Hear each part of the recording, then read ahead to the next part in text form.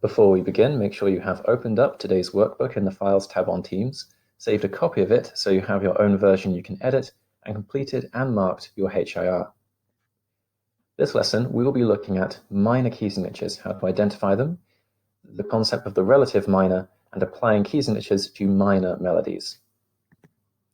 So let's start by comparing two scales. Along the top, we have the G major scale. Along the bottom, we have the E natural minor scale.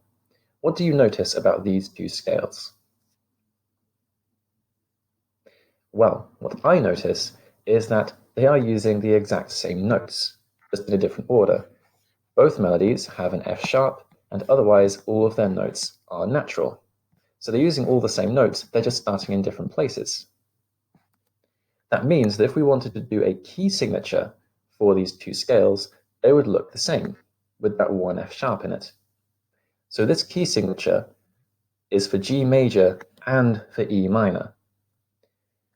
The way we would describe this is by saying that E minor is the relative minor of G major. The relative minor is just the minor key that shares a key signature with a major key. We can work these out relatively easily by starting with the main note or the tonic note of our major key and going 3 semitones lower to find the main note or the tonic note of the relative minor. So in the case we were just talking about, we would start with G and we would go 3 steps back. G to F sharp, to F, to E. So our relative minor is E minor. We can apply that process to any major key. So if we wanted to find the relative minor of A major, we could look at our keyboard, find A, and then just go 3 steps back. Back to G sharp, back to G, and back to F sharp. So our relative minor would be F sharp minor. Now it's your turn. What is the relative minor of C major? Use the keyboard on the screen to help you.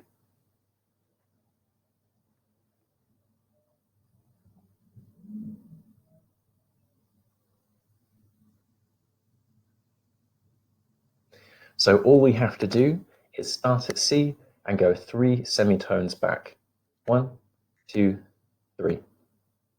So our relative minor is A minor. What about this? The relative minor of D major. Now without the keyboard.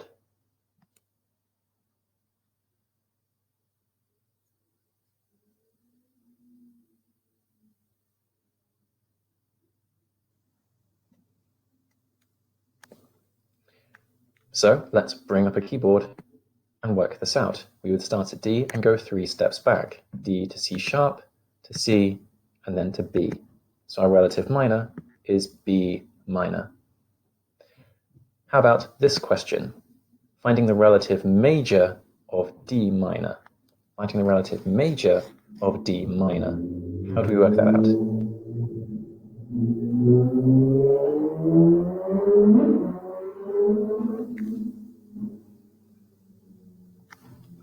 Well, if finding the relative minor of a major key means going back 3 steps, finding the relative major of a minor key must mean the opposite, going forward or higher in pitch by 3 steps.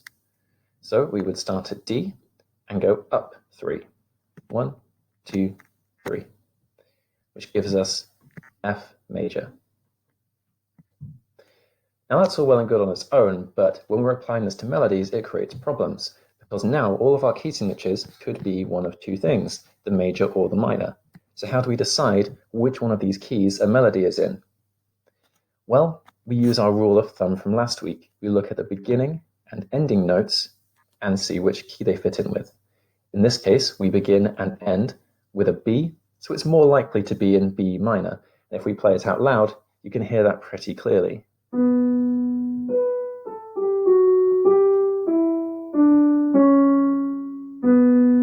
That definitely sounds more minor than major. Following this, we can create a new process for identifying the keys of melodies. First, we identify the major key that we are working with. So in this case, we have 2 sharps. We count up 5 twice. C, D, E, F, G, G, A, B, C, D, to give us D major. Then we identify the relative minor. We start at D and go 3 steps back, 1, 2, 3, to give us B minor. Then we decide which one of those two is more likely based on the first and last notes. In this case, begins and ends on a B, probably B minor. Let's put this process into action. What is the key of this short melody?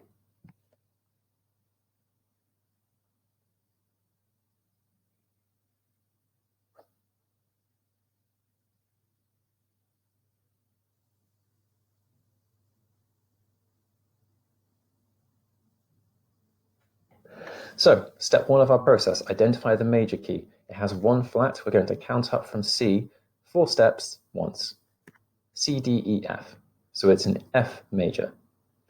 We could work out the relative minor by starting at F and going 3 semitones lower,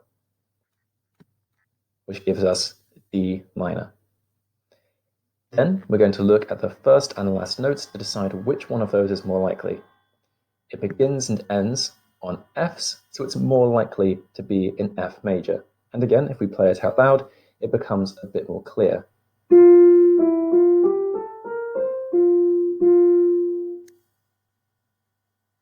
What about this melody, without a key signature at the beginning? What key is this in?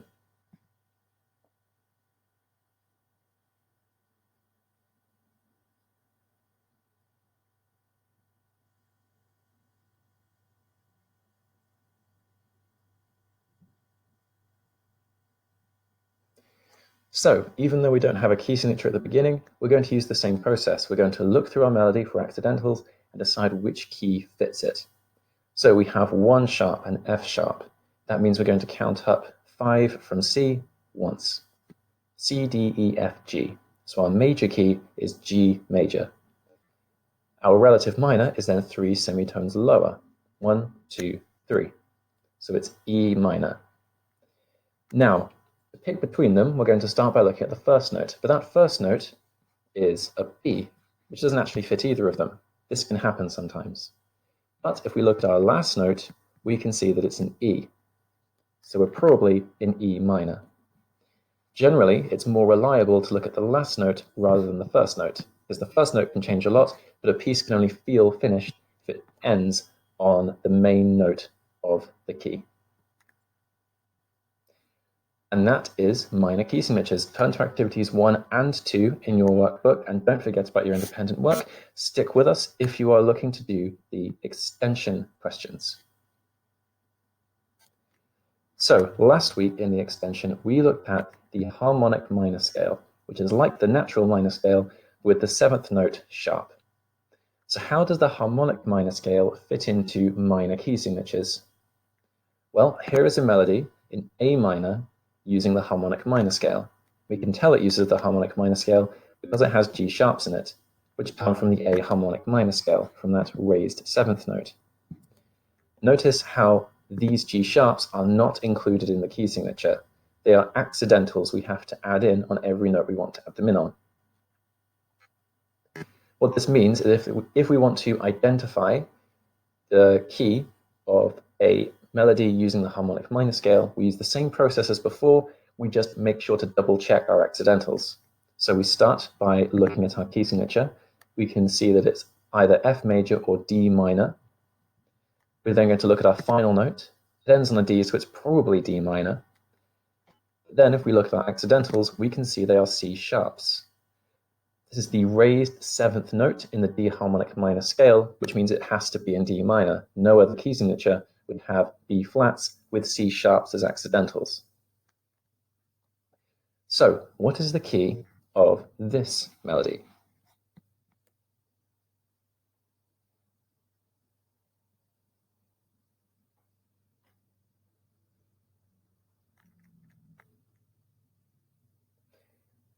Well, we start by looking at our key signature and looking at our 2 possibilities, either G major or E minor.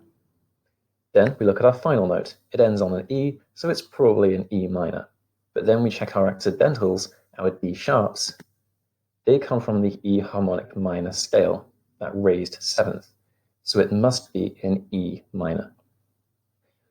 But what about this more complex example without a key signature? What key would this be in?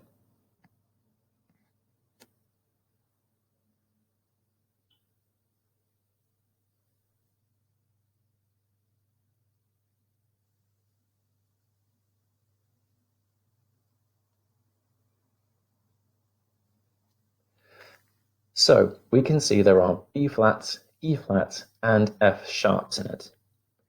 Those two flats are probably going to be part of our key signature, since we've got two of them. So this means our key signature has two flats. It's either going to be B flat major or G minor. Those F sharps can be explained if we're in G minor, because F is the seventh note of the natural minor scale, so we would raise it to an F sharp if we were in the G harmonic minor scale. And then we look at the end, we can see we finish on a G, and that seals the deal. We must be in G minor. So harmonic minor scales fit into the scheme of minor key signatures. We just incorporate that raised seventh note as an accidental that we have to watch out for when we're identifying our keys. Now, complete the extension questions in your workbook.